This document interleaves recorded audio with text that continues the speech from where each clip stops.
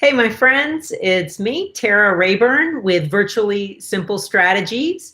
And this episode, we're going to talk about online etiquette. I know etiquette's one of those words that some people, it causes them to bristle. Other people, they're like, yeah, yeah. Bottom line, it's manners, online manners. And it's interesting because while some people have really good manners when they're face to face with others, sometimes when we go virtually, people lose that sense, or they're not aware, or they forget. And so this isn't a stuffy, oh, lift your pinky kind of type of thing. This is some practical information for you, especially if you're like so many people in the spring of 2020, steeped into, like, you've had to jump into virtual meetings. And so this is just like a little quick guide for that. Not meant to be super in depth. And I am hoping, this is my second take, I am hoping this works. And one of my points will kind of talk about exactly what happened earlier on my first take. And etiquette rule number one. I'm going to give you 3 tips and the truth, I like to call it. And don't laugh at my headset. I know it looks like overkill. I'm somebody, I prefer to have a headset on. I have envy mic. I have to admit it. I see these beautiful mics that people have and they sound fantastic. For me, I end up being kind of more of a producer. I end up being behind the scenes and most of the time not even on camera.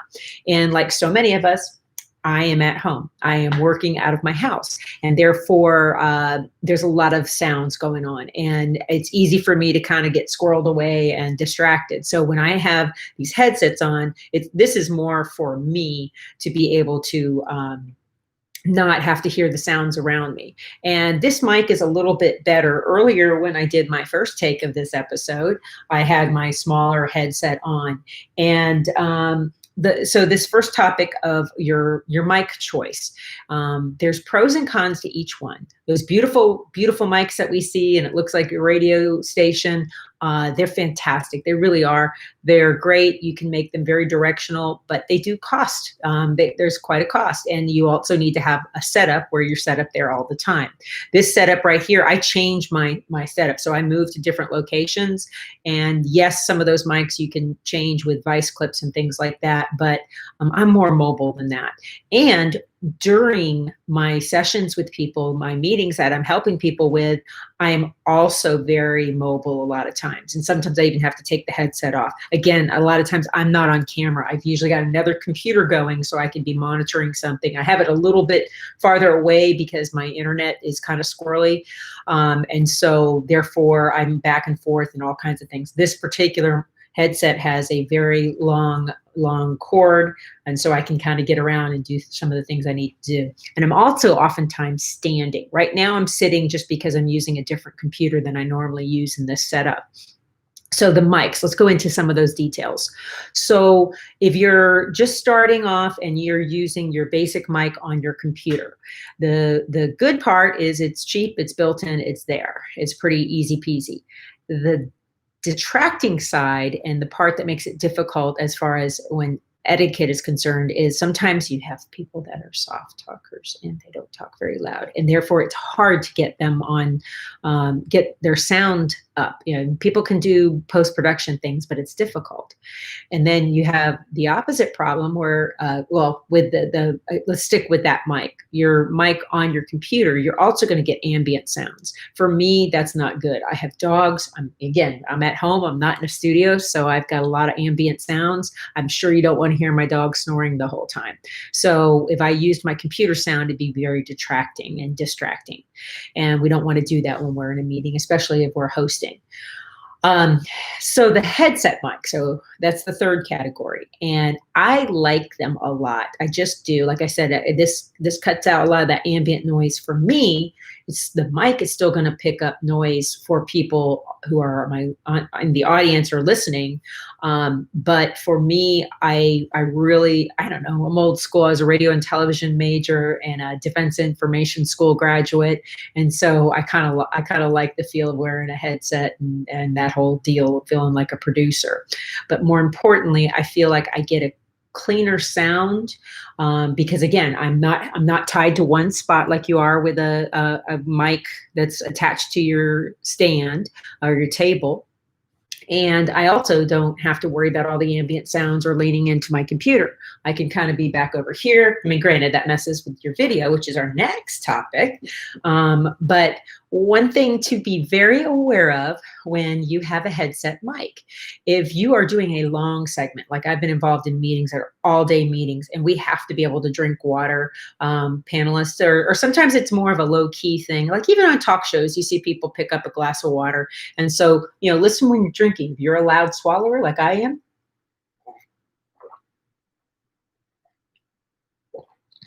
that's kind of loud. And if you're someone who's eating or chewing gum, or you typically make popping sounds with your voice, a mic like this can be really annoying. Or if you're a loud talker, I'm not going to give you an example of that. I know a lot of people who are used to being on stage or in live events, teaching and training, and so they project their voice. If you're doing that with one of these guys, you're going to blast your audience out, and you're going to cause a lot of post-production work to be done as far as sound levels. So those are kind of your ins and outs, and each one has its own set of parameters. If you're using the mic from that's attached, in front of you, just be aware that people around you, that they're going to be on mic too. And if you're using your computer, make sure that you're trying to do it if you're at home still, like we are now, make sure the yard guy's not there, make sure you're in a quiet place. And then if you're using one of these mics, just make sure your volume stays pretty much the same. I know sometimes I get excited and I start talking louder, and that might cause problems. I also try to be very aware if for some reason I am there's been a couple of times where I do interviews where I'm helping Safe Management interview people for our new stadium, the Raiders Stadium here in Vegas. And we are on Zoom calls nonstop for 6 hours. And so we have to drink water. So sometimes I just do a quick mute so that so I'm not gulping in front of my interviewee. So those are just some common courtesies, etiquettes, things to think about. And we're going to move into video. Video, there's some great cameras out there. And honestly, the camera I'm using right now is simply my computer camera. I have a MacBook Pro. And while I would love, again, a higher quality camera, it's hard for me to justify that because for the most part, I am behind the scenes and oftentimes not even on camera at all. I'm more like that producer in the background, just making the magic happen and not having to be on camera. So whether you're using a camera that's attached to your computer, or you go ahead and you get an external camera that's a little better quality, or maybe you have two cameras set up. If you have two cameras or more set up, be sure you have somebody helping you changing the cameras, making sure you have a switcher. You're able to do that, because there's nothing worse than someone looking over here and talking the whole time to that camera when the main camera is really on the person. Really annoying. And, let's back up even further to quick etiquette. Let's say you are on a meeting and the participants are talking. It's not just one person like this one where I'm talking. It's an interactive call. When you're talking to the group, look at the camera. And I get it. If it's a Zoom and you want to see everybody, go through, take a glance, look at everybody. But realize when you're just saying your message, you want to be looking at the camera so that people feel connection.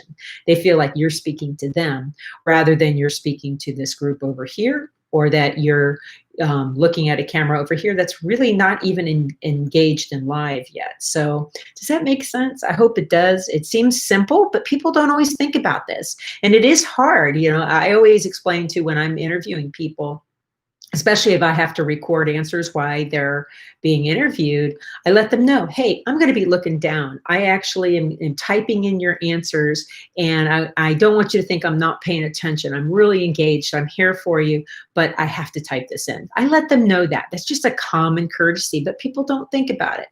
I also let people know who are first time to virtual meetings, if I have the opportunity to ask them if it's their first time.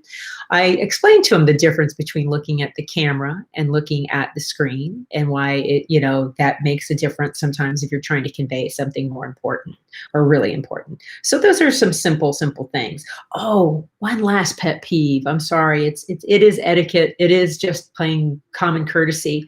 If you were sitting in the front row of a performance or a speaker's presentation and you were checking your text, you're doing other things and looking around, Rude, so rude, big pet peeve of mine.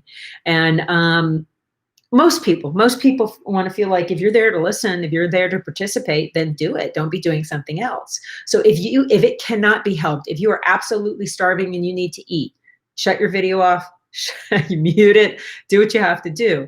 But if you're just distracted and bored, realize you're on camera, and that's transmitting. That brings the energy in the room, so to speak, way down, and it's not courteous. Nobody wants to feel like somebody's doing other things. We all have important stuff to do. And if you're at that meeting and you're required to be at that meeting, and that's an important thing. If you are doing a training session, I encourage you to write up some ground rules and send them out to your groups beforehand. Let them know, hey, you're expected to be on camera. There's certain accountability groups that it's important for, or just plain training, so that the trainer, the speaker, knows that you're engaged. So those are a few quick things with video. The last one's an easy one and the hardest one altogether. Be nice. Just plain be nice. I'm floored. I used to go to a lot of different types of conferences and public meetings, and you'd have question and answer periods. And usually people were pretty courteous. Every once in a while you had some heated discussions, and heated discussions are okay. Respectful debate is fantastic. That's how we grow. But what's happened is somehow people have this veil of they're not really with that person. And in some situations, not even visually with that person, and they think they can say anything they want, any way they want. It's painful. It's painful, and it's not productive.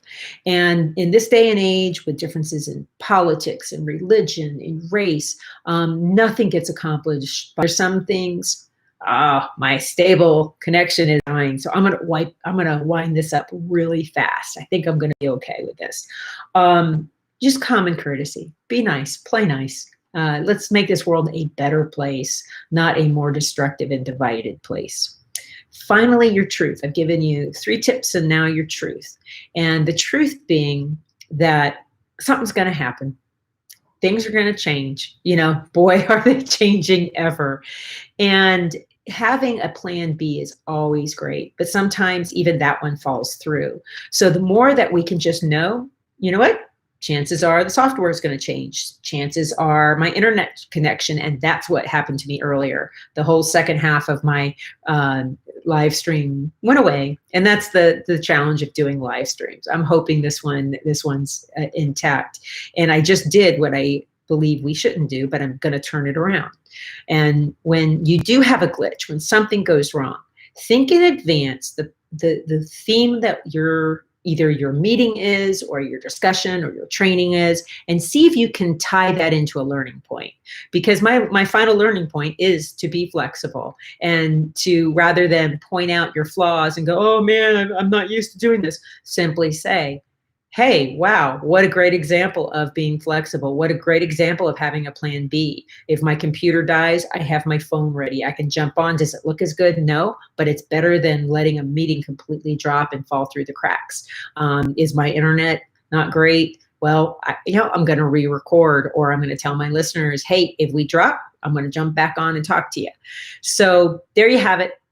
Virtually simple strategies, 3 tips and the truth on online etiquette. And until next time, be good, be well, and just be kind. All right, take care. Bye-bye.